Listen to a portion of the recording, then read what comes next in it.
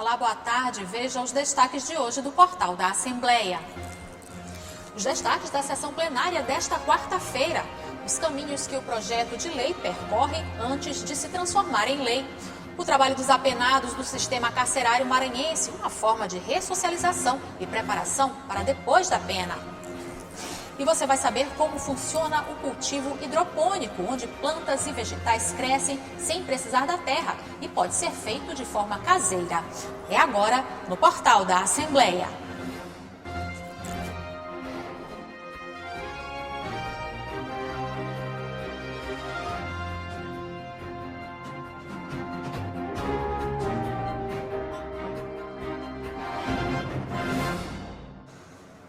Vamos começar o portal já chamando o repórter Ronald Segundo, que vai contar pra gente o que foi debatido na sessão plenária desta quarta-feira. Boa tarde, Segundo. Olá, Eli Coelho. Boa tarde a você, muito boa tarde aos telespectadores da TV Assembleia. A sessão plenária acabou agora há pouco, Eli Coelho. Os trabalhos foram conduzidos pelo presidente da Assembleia Legislativa, deputado Otelino Neto. Durante a ordem do dia, tivemos a aprovação de uma matéria que pode chamar a atenção aqui do nosso telespectador da TV Assembleia. Aprovação de uma proposição de autoria do deputado Duarte Júnior, que tem como objetivo conceder a medalha de mérito legislativo à fadinha do skate, que foi destaque pelo esporte durante as Olimpíadas, representou muito bem o Maranhão, é lá da cidade de Imperatriz, e nós tivemos a aprovação dessa proposição, que é a medalha do mérito legislativo canhoteiro, né? Uma honraria aqui do Poder Legislativo maranhense, destinada às personalidades que se destacam no esporte de alguma maneira, ou participando como atleta, ou com alguma contribuição importante para o esporte maranhense. Portanto, tivemos essa aprovação, e eu destaco que foi uma aprovação apenas em primeiro turno, o que significa que vai passar novamente pela aprovação do plenário. Tudo indica que será aprovado e provavelmente nós teremos a fadinha sendo homenageada aqui na sede do Legislativo maranhense. Fora isso, Eli Coelho, o pequeno expediente foi bastante movimentado, nós tivemos vários pronunciamentos, os deputados destacaram a agenda pelo interior e também ações do governo do Maranhão. A gente acompanha agora um pouco da movimentação de agora a pouco aqui no plenário da Casa. O deputado Rafael Leitor iniciou o pequeno expediente cobrando fiscalização de órgãos de controle sobre gastos públicos no município de Coelho Neto. O deputado Luiz Henrique Lula da Silva também fez críticas à gestão municipal de Coelho Neto e lamentou o suposto fechamento do hospital de urgência da cidade.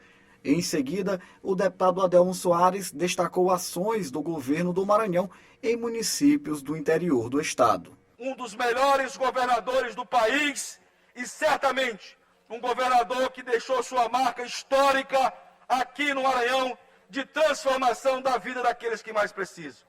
Um governo que olhou para o povo, pelo povo, e que agiu, sobretudo, para ajudar todos os municípios, do maior, da capital, até o menor, para que todos possam ter uma vida melhor, uma qualidade de vida mais digna. O deputado doutor Iglesio pediu que seja solucionado o problema de falta d'água no residencial Jomar Moraes, em São Luís.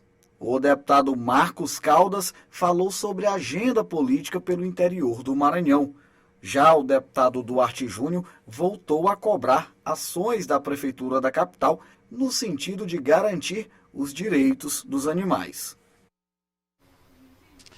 E eu destaco ainda que nós tivemos a presença, a participação aqui durante a sessão plenária do deputado estadual Marcelo Tavares, ex-chefe da Casa Civil, e relembro que na sessão de ontem os parlamentares aprovaram um projeto de decreto legislativo que tem como objetivo indicar o deputado Marcelo Tavares para uma vaga de conselheiro no Tribunal de Contas do Estado. Esse projeto foi aprovado ontem, como eu falei, e foi aprovado de maneira unânime. Eu aproveitei os bastidores da sessão plenária para conversar, para bater um papo com o deputado Marcelo Tavares sobre a sua saída aqui do Legislativo Maranhense e seu ingresso no Tribunal de Contas do Estado. A gente acompanha agora um trecho dessa entrevista. Após a aprovação ontem, esse decreto foi enviado ao governador do Estado, que promoveu a nomeação, a minha indicação, a minha nomeação como conselheiro do Tribunal de Contas do Estado. E essa comunicação já foi enviada ao Tribunal de Contas do Estado do Maranhão, que deve marcar a posse nos próximos dias. Talvez até sexta-feira, caso isso não seja possível, logo após os feriados. Antes disso, teremos a renúncia aqui no Parlamento? Sim, antes da nova posse, eu vou renunciar ao mandato de deputado estadual, agradecendo enormemente ao povo maranhense, a todos os funcionários desta casa que nos ajudam no dia a dia e no bom trabalho, no meu entendimento, que é feito pelo Estado aqui na Casa do Povo, na Assembleia Legislativa do Maranhão, sob o comando do presidente Otelino. Então, como ouvimos ainda deputado estadual Marcelo Tavares e futuro conselheiro do Tribunal de Contas do Estado, há uma expectativa já para o processo de renúncia, né? Ele vai fazer o pedido de renúncia aqui na casa e a partir daí vai ingressar no Tribunal de Contas do Estado. Há uma expectativa para que essa posse lá no TCE aconteça na próxima sexta-feira. Não é ainda confirmado, mas há uma expectativa que gira aqui em torno dos bastidores, em torno das assessorias, que realmente o deputado Marcelo Tavares seja empossado na próxima sexta-feira. A gente vai acompanhar todos os detalhes e trazer as informações aqui para os telespectadores da TV Assembleia. Portanto, Eli Coelho, esses são os principais detalhes da movimentação no plenário da casa nesta quarta-feira. Eu volto com você. Obrigada, Ronald, pelas informações. Na Assembleia Legislativa, os deputados analisam e votam projetos de lei dos mais diversos segmentos da sociedade. Mas até as proposições virarem leis, elas passam por várias análises do Legislativo e Executivo. Você vai saber agora qual o caminho percorrido pelos projetos na reportagem de Milena Dutra, com imagens de Fábio Lema. O trânsito tem regras. É proibido dirigir embriagado. O cinto de segurança é obrigatório e não se pode ultrapassar os limites de velocidade. Regras, frutos de leis criadas e aprovadas para garantir a segurança de motoristas e pedestres. É assim em diferentes setores. Nas áreas da saúde e da educação, por exemplo, também existem leis que garantem os direitos e determinam os deveres do cidadão. Podem propor leis o Poder Legislativo Municipal ou Estadual, o Governo do Estado, o Tribunal de Justiça, o Tribunal de Contas, o Ministério Público, a Defensoria Pública e os cidadãos. Na Assembleia Legislativa do Maranhão, projetos de lei são instrumentos elaborados pelos parlamentares estaduais nos mais diversos segmentos da sociedade, sempre em prol da população. Também existem projetos de lei que foram encaminhados pelo Executivo e que são apreciados pela Casa Legislativa. Nas assembleias que a sociedade está mais bem representada. Diversos segmentos estão representados nos poderes legislativos, seja a origem dos trabalhadores, origem sindical, dos representantes patronais, das religiões as mais diversas. Essa pluralidade é que dá à Assembleia essa condição de dar a última palavra sobre as leis que são aprovadas e impactam diretamente na vida das pessoas. As principais funções dos deputados estaduais são criar, discutir e aprovar leis. Mas desde a proposição até a aprovação das propostas, um caminho deve ser percorrido e algumas regras devem ser seguidas. No caso dos projetos de lei, projeto de resolução, eles são apresentados à mesa, são lidos no expediente da sessão, publicados no Diário da Assembleia, eles ficam em pauta. O que é a pauta? É um prazo onde os deputados tomam conhecimento da proposição e podem emendar. Após esse prazo de pauta, que geralmente é de 4 sessões, ele vai para as comissões técnicas, iniciando pela Comissão de Constituição e Justiça, que dará um parecer acerca da constitucionalidade e legalidade da proposição. Obtendo parecer favorável, ele vai tramitar nas demais comissões temáticas conforme o tema do projeto. As proposições, em geral, têm que passar pela Comissão de Constituição e Justiça, onde são analisadas a constitucionalidade, legalidade e juridicidade da matéria. Depois, a proposta segue para as comissões permanentes ligadas aos temas em questão. Educação, saúde, meio ambiente, por exemplo. Após passar pelas comissões, a proposição é apreciada em plenário. Ao ser analisado, são emitidos pareceres que são votados nas sessões da Comissão de Constituição e Justiça para ver sua legalidade, sua prejudicabilidade, a sua constitucionalidade. A partir de então, feita uma análise, toda a assessoria jurídica nós faz uma análise e é colocada em votação para aprovação ou não do relator. Aprovado o relator, aí passa para a sessão, né, a sessão da Comissão de Constituição e Justiça, e depois é encaminhado para que o plenário da Casa possa avaliar. As matérias aprovadas pela Assembleia Legislativa e enviadas para apreciação do governador podem ser sancionadas e publicadas virando lei, ou vetadas, voltando ao Legislativo para apreciação. Rejeitado o veto pelo plenário, a proposição é promulgada pelo presidente do Legislativo Estadual. O legislador, ao dar esta importância para o Poder Legislativo, foi justamente para garantir o sistema de controle dos poderes, porque é nas assembleias que a sociedade está mais bem representada. Diversos segmentos estão representados nos poderes legislativos, seja a origem dos trabalhadores, origem sindical, dos representantes patronais, das religiões as mais diversas. Essa pluralidade é que dá à Assembleia essa condição de dar a última palavra sobre as leis que são aprovadas e impactam diretamente na vida das pessoas. De agora em diante, todas as vezes que você lembrar de uma regra que precisa ser respeitada pelo bem do coletivo, lembre-se que ela é também fruto de uma lei criada e aprovada pelo benefício de todos. E veja no próximo bloco o trabalho dos apenados do sistema carcerário maranhense, uma forma de ressocialização e preparação para o mundo fora do presídio. Se acompanha logo após o intervalo.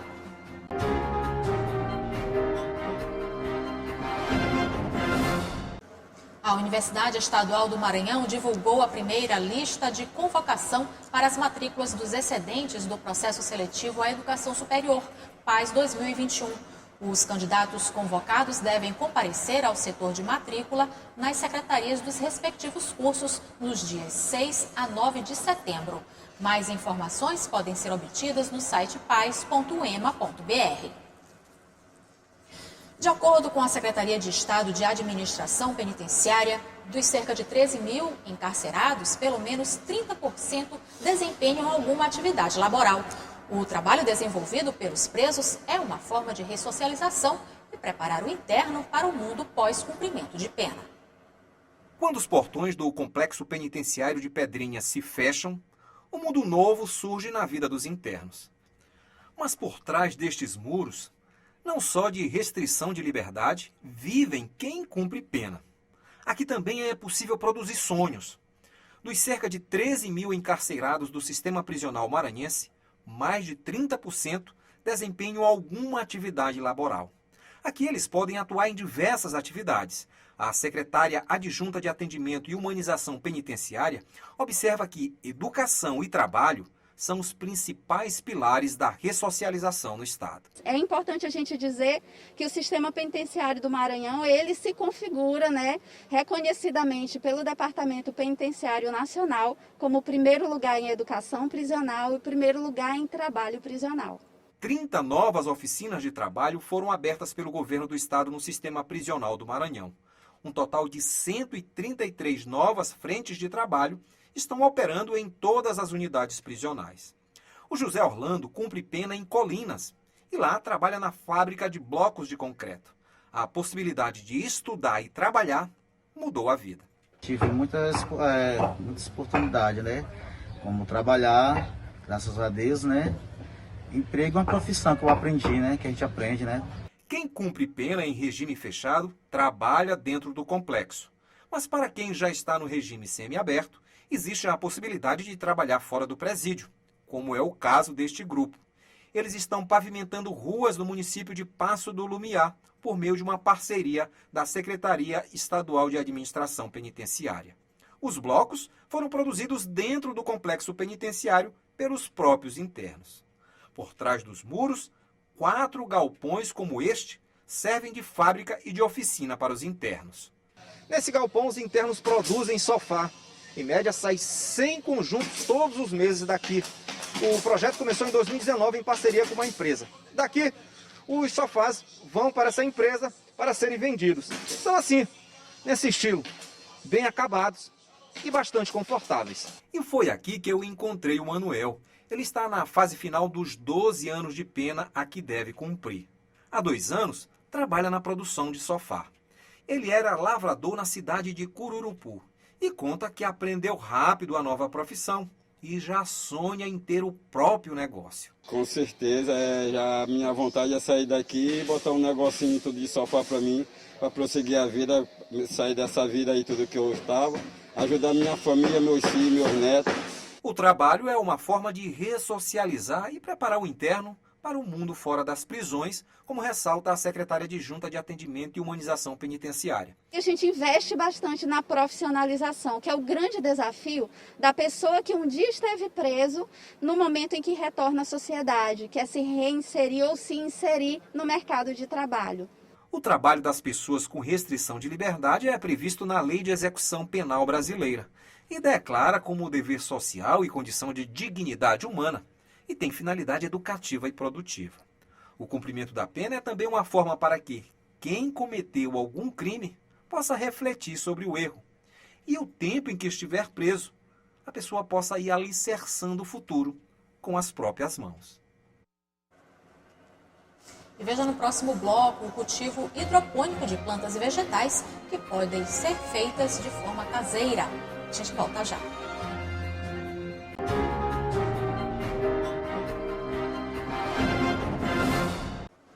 O tambor de crioula do Maranhão foi revalidado como Patrimônio Cultural do Brasil pelo Conselho Consultivo do Patrimônio Cultural. Os bens culturais registrados como patrimônio cultural passam pelo processo de revalidação a cada 10 anos. O objetivo é investigar sobre a atual situação do bem cultural e verificar se houve mudanças. A revalidação também busca dar subsídio a ações futuras de proteção e valorização do patrimônio material. Pequenos produtores utilizam cada vez mais a hidroponia, um sistema de cultivo que utiliza apenas água para o desenvolvimento da plantação. A produção é simples, mas exige acompanhamento e pode inclusive ser feito de forma caseira.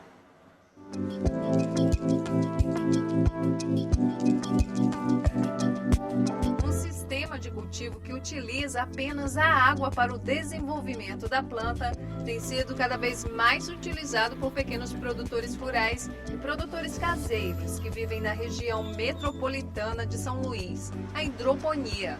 Nele, plantas e vegetais crescem sem que haja o contato entre as raízes e a terra, com qualidade e conservando os mesmos nutrientes. Outra vantagem do sistema hidropônico é o tempo entre a semeadura e a colheita de hortaliças folhosas, como a rúcula, o agrião e o alface, que é em média de 35 dias.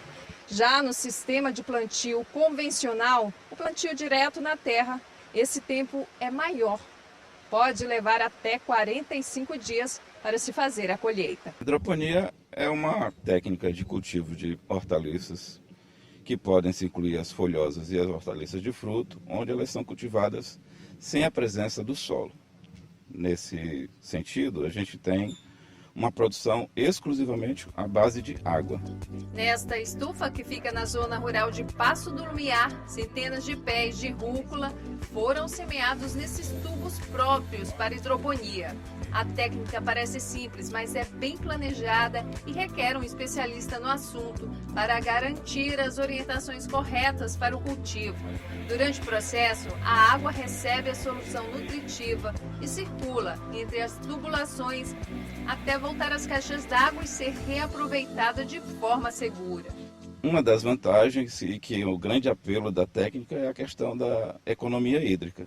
O sistema aqui que a gente faz essa consideração, ele é um sistema fechado, onde tem uma caixa d'água acoplada a uma bancada e essa caixa d'água abastece essa bancada. Nessa bancada estão dispostas as plantas, a água passa banhando o sistema radicular dessas plantas, retorna para a caixa d'água e assim você não tem a perda de água quando você joga a água num sistema convencional, quando você joga a água no solo, né?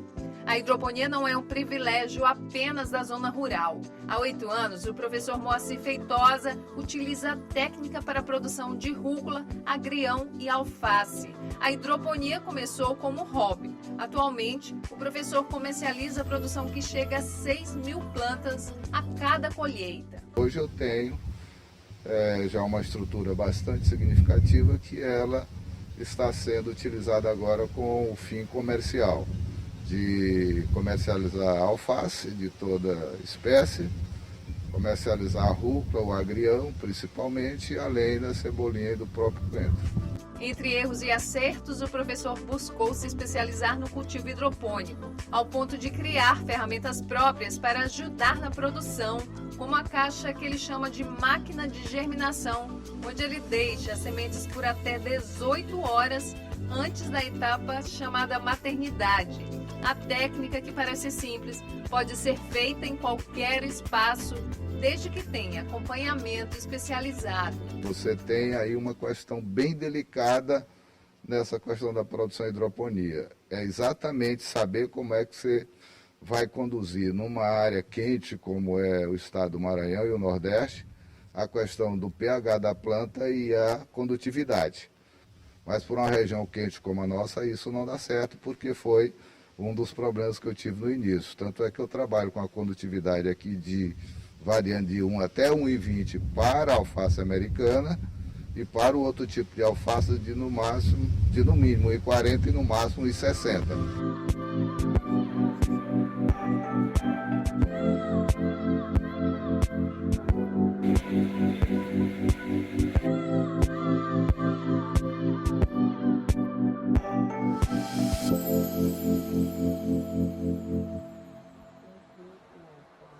O Portal da Assembleia fica por aqui. Para rever as reportagens de hoje, acesse o site al.ma.leg.br/tv. Uma ótima tarde para você. Até amanhã.